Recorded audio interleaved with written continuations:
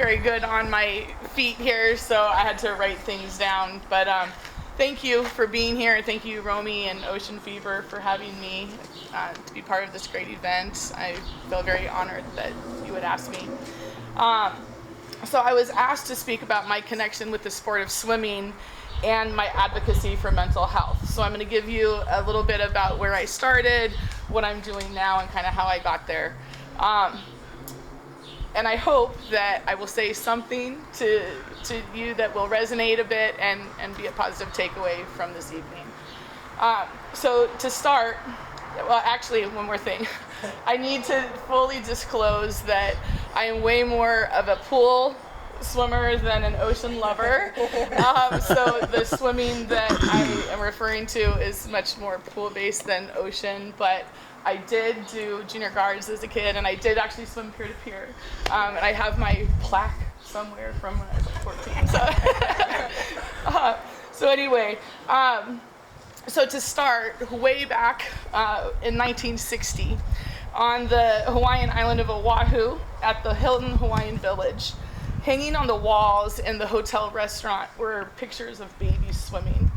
My mom had just moved to Honolulu after having lived her whole life in Chicago.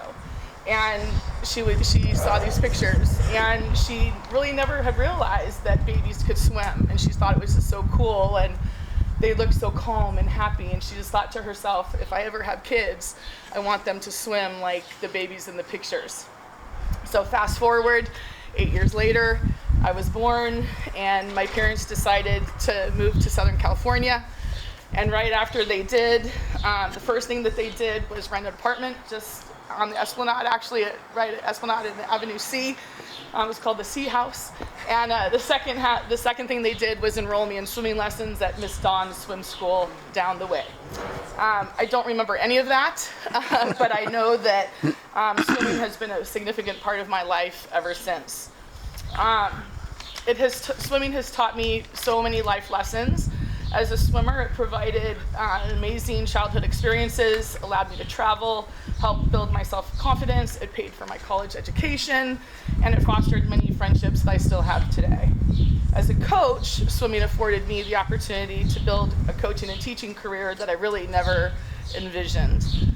I have met and worked with so many awesome people, athletes, parents, fellow coaches, and I have been able to give back to a sport that gave me so much. As a teacher, I joke that I get to negotiate with 3-year-olds all day. And while that is not very far from the truth, the things that they say are better than any comedy show. And I get such joy out of seeing these little ones realize what they're really capable of. Seeing older kids who come in kicking and screaming because of some type of trauma that they had related to the water before, seeing them finally be able to let go and release the wall and know that the water will hold them. It just doesn't get better than that. And I really have massive admiration for adults who come to me and make themselves vulnerable and trust me to teach them a skill that can just open up so many things and ultimately can help save a life. So on the flip side, though, swimming has also been the source of some of the most painful hurdles to surmount. Yet it was doing the work to get over those hurdles that really helped me build the strength that would allow me to overcome other life events that could have stopped me dead in my tracks.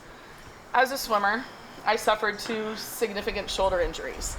The first one was in high school, and it resulted in a really painful reconstructive surgery at age 15. But it was, and during 6 months out of the water, recovering felt like an eternity. But it was during that time that I really found firsthand the power of the mind, and just that I had the ability to overcome unexpected obstacles. The second shoulder injury was in my freshman year of college, 10 days before a Big Ten championships. I separated my shoulder on the ice. It was devastating. I fought for 2 really hard years to come back, but unfortunately that one did end my competitive swimming career. At the time, I thought my life was over. I had fallen short of reaching the goals that I had set, And it was what I thought at the time was the thing that defined me. But I learned that when one door closes, another opens. You just have to be willing to walk through it. And so with a nudge from my college coach, I walked through that next door and into my coaching career. As a swimmer, I also experienced the abuse of a club coach that had long-term effects on my life, personally, socially, and professionally. And as tough as it's been to deal with the aftermath of that, I can honestly say that without it, I never would have started my own swim team. It just never honestly would have occurred to me, and I'd probably have a different perspective on what's really, truly important in life.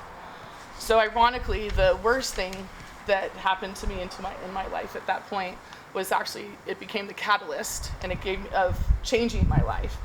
And it gave me the motivation to start my own swim program, and it really served as a glaring example of what I would never accept in my own coaching or in my program. So in the fall of 1999, I had the opportunity to venture out on my own, and so I did, and I started ZAP, or the Zenith Aquatic Program. Ultimately, ZAP served over thousands of swimmers in the South Bay for over 20 years. But what many people don't know is that we almost didn't make it through our first year. About 5 months after starting the team, I was newly married and I was about 5.5 months pregnant. And for reasons that the doctors are still not clear on, I went blind.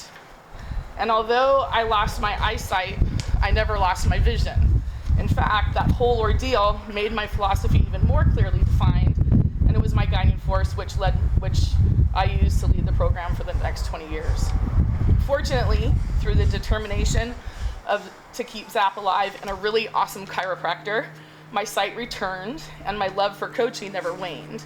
It was crystal clear to me that I was meant to push forward and coach so that I could teach kids the importance of building solid relationships and empowering them to be able to be comfortable being uncomfortable, and to be able to expect and handle the unexpected. The swimmer-coach relationship is important, but I really believe it's more important for the athlete to realize that the coach works for the athlete, not the other way around. I think that this idea is often lost, and in some cases it really never even exists in the first place. And I believe that is a huge detriment to the athletes on their own personal human development. We never know what life is going to throw at us, and we need to be prepared to cope and rely on ourselves, and to be able to reach out and find strength from each other when unexpected things happen. I believe that teachers and coaches have the responsibility to teach that to our kids. Learning to cope is the greatest gift that we can give to our children, our athletes, and ourselves. Learning to cope is often ugly, uncomfortable, unsettling, and I think that that's also precisely the reason why it's often left unaddressed until it's too late, or when it rears its ugly head. In 2019, my fellow ZAP coaches and I were planning a series of long celebrations to mark the 20th anniversary of ZAP. Unbeknownst to me, however, there was an extremely different plan about to unfold. In the fall of that year, my son started his freshman year in college, and a few weeks later, I was diagnosed with colon cancer. Although it was a bit scary and definitely not part of my plan, I was able to find peace in the situation because I knew that I had the support of ZAP behind me, and I knew that the swimmers would be fine without me around for a bit because they had been taught to deal with the unexpected. I was also fortunate to have my sister there, able to take the reins, as well as the other coaches on staff too, really stepped up. But really it was the unquestionable certainty of knowing that the kids had the tools to cope without me being there that really was what allowed me to kind of have the freedom to just let go and fight the cancer aggressively. I had surgery in December that year, and happily I've been cancer-free ever since. And as crazy as it sounds, I'm actually grateful for the cancer, because it was really, for me, the ultimate test of finding a way to cope, relying on community, and taking time to breathe seriously. And that combination has definitely proven valuable in the years since beyond that, because what came next was nothing that any of us could have imagined. My first day back to the pool deck was January 26th of 2020. Some of you may know or have that date etched in your mind, others may not. So let me tell you, it was a foggy morning, but my intentions were very clear. I was just gonna make a quick appearance at the local swim meet to say hello, wish the swimmers good luck, watch a few races, just kind of get my feet wet again after being gone for some time. But then all of a sudden everybody's phone started to buzz, you heard the ESPN chime, the buzz started going around the pool deck, and there was a helicopter crash, and lives were lost. Kobe, Gianna, and 7 other people tragically died that day. Kids were crying, parents were in disbelief, and for that moment, swimming really became a means of coping, a source of community and support. And while it was under terrible circumstances, it was really refreshing to see everyone rally together, embrace that Mamba mindset, keep going, and despite the holes in their hearts.